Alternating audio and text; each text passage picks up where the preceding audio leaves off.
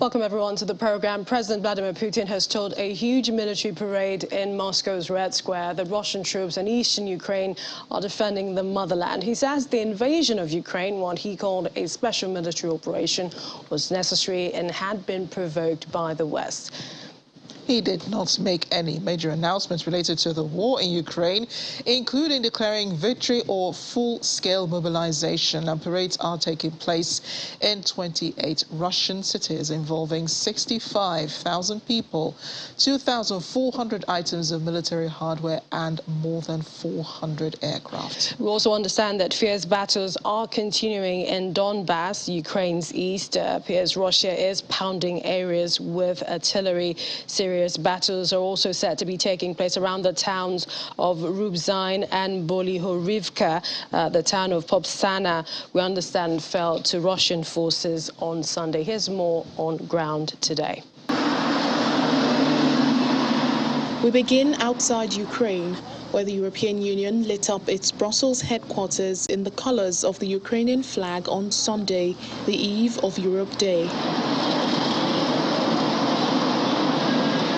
The Commission President, Ursula von der Leyen, said on Twitter that our buildings are shining bright with the colors of the Ukrainian flag, shining as bright as our hope to see peace return to Europe and to start weaving our common future with our Ukrainian friends. In Ukraine, President Volodymyr Zelensky commemorates victory over Nazi Germany in World War II and says his country would win in its war with Russia and would not cede any territory. On the day of the victory over Nazism, we are fighting for a new victory. The road to it is difficult, but we have no doubt that we will win. What is our advantage over the enemy? We are smarter by one book. This is the textbook on the history of Ukraine. We would not know grief if all our enemies could read and draw the right conclusions. Meanwhile, Ukrainian fighters at the besieged Azovstal steel plant in the southeastern port of Mariupol, who are the last holdout against Russian forces in the city, have vowed to continue their stand as long as they are alive. Ilya Samoilenko, a fighter with the Azov regiment who also took part in the virtual conference, said they still had weapons, munitions and water and were prepared to fight as long as they must. And we respectfully understand that the politicians and the other civilian people, they have their priorities. We respectfully understand that the politicians have their ratings, have their careers, have their national priorities, of course. They also do this. National security concerns. But we also know the truth. The truth is that we are unique because nobody expected that we will last so long, and we're still lasting, we're still holding. That's the most interesting fact, because our government actually failed the defense of the Mariupol, failed the preparation of the defense of Mariupol. Russia's defense ministry, on the other hand, says its forces has destroyed a US-made counter-battery radar station near the eastern Ukrainian town of Zolot.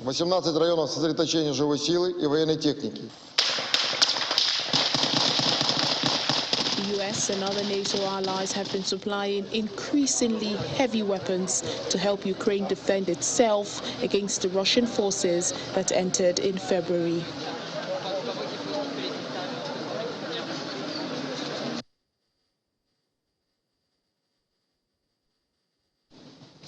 Well, it was a day of speeches for the Russian President Vladimir Putin, who brought shame upon the memory of millions of Russian soldiers who fought against fascism during World War II, according to Canadian Prime Minister Justin Trudeau.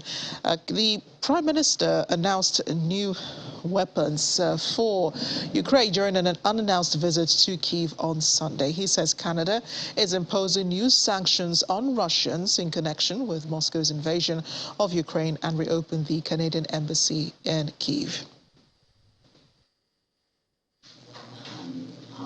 On Victory in Europe Day, when we all celebrate the victory over fascism of so many decades ago, Vladimir Putin is bringing shame upon the memory of the millions of Russians who fought and died in the fight against, fight for freedom and fight against fascism. So whatever he says tomorrow is irrelevant, because history will bear out that he is upending and going against the very values that so many people fought and died for. I don't think it much matters what Putin says anymore. He has demonstrated that he does not have a clear understanding of what's going on. He so profoundly miscalculated by not understanding the extent to which Ukrainians would fight like the heroes they are to defend their language, their identity, their territory. Nor did he understand the resolve with which Western countries would come together to stand up for our democracy and give Ukraine the tools needed to win this war against Putin.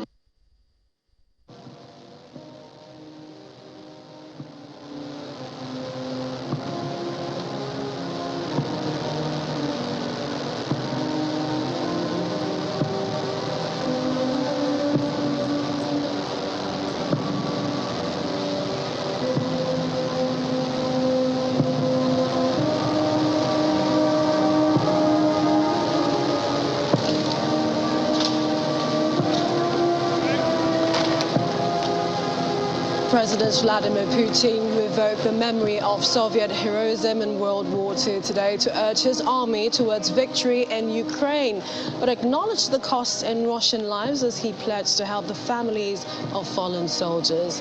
He addressed mass ranks of service personnel on Red Square on the 77th anniversary of victory over Nazi Germany.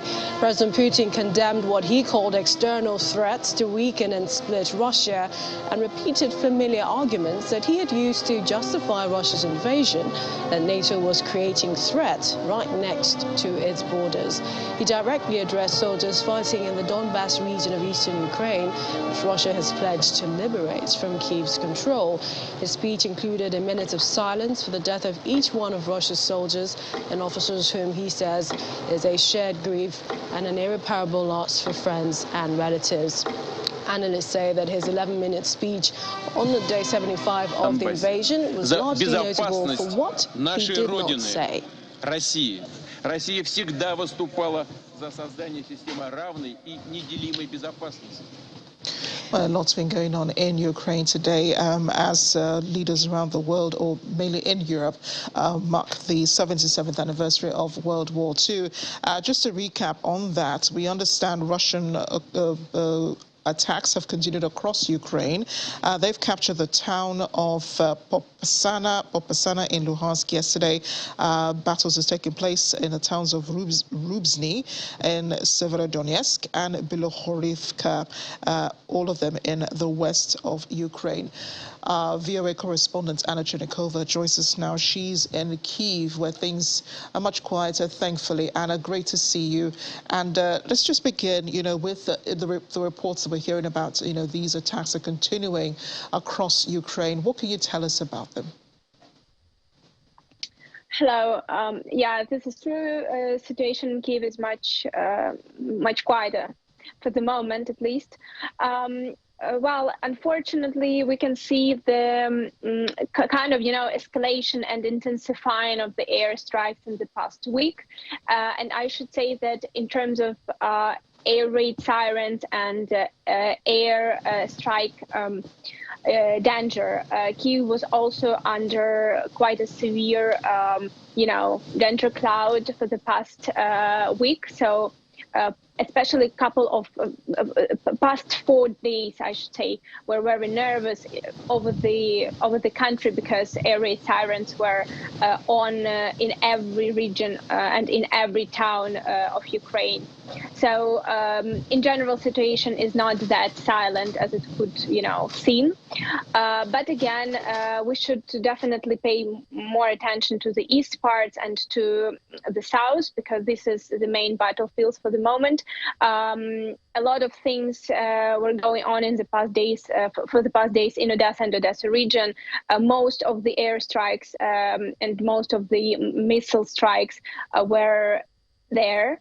Unfortunately, there are casualties, and unfortunately, there are a lot of damages. And today, also today, Charles Michel, who visited Ukraine, it was not announced this visit, but he visited Odessa, and together with Prime Minister of Ukraine, they were sitting in the shelter because of the airstrike danger. So this is basically what's going on in Odessa and Odessa region for the past days. Also, East Donbass and Luhansk, Donetsk region and Kharkiv region, very, very tough situation. A lot of battles going on. I cannot say that there are a lot of changes in the front line borders, because basically the fightings are taking place, very heavy fightings, but not really, severe or changes that could, change the situation at the battlefield for the moment again. There are some changes in the Kharkiv region. Ukrainian soldiers had a lot of success in the past week, and Ukrainian soldiers almost pushed Russian forces to the Russian border in Kharkiv region. So this is probably the main, the main area where we have certain, extreme changes. But for the rest, it remains quite similar. And Mariupol as well, one of the most tragic points on the map so far, and very heavy battles are taking place. So, Anna, today is quite significant. It's it's Victory Day in Russia, but it's also a day when the rest of Europe is commemorating the end of the Second World War, and Ukraine has witnessed this war for about 75 days. We're almost in the third month. We're in the third month, actually, of the war. How significant is today, when you remember that it's also, a day when a world war was also fought, and Ukraine is actually close to that, this being a world war with Russia? Yes, very true. Well, Ukraine, as the whole Europe and the whole world celebrates well, again, today and yesterday, it was basically the day of victory over Nazi regime, and today is the Europe Day. And we also join, at least emotionally, we join Europe and the world with this memorizing. I cannot really call it celebration, because in Ukraine it was always, days to memorize this tragic time and the evil that was taking place, and the evil that was stopped at the end. And yes, you're absolutely right. Unfortunately, today Ukraine is going through similar evil, 80 years apart from the Second World War. This is definitely, if it's not a world war, but it's a huge war which is happening in the middle of Europe, and Russia is now a new evil that basically repeats all the history and all the mistakes that Nazi regime did. This is at least what we see from what they say and from what they do, and the whole world is witnessing this. Ukrainians are positive about the outcome of this war. Every day, you can feel that Ukrainians see the victory closer, despite all the difficulties and despite all the tragic that just happened in place. And Anna, we heard from Ukraine's President Zelensky saying that Russia can't appropriate victory in World War II, and several other things he said on VE Day. But we also know, the Russian president has blamed the West for his actions in Ukraine. How are Ukrainians reacting to his speech?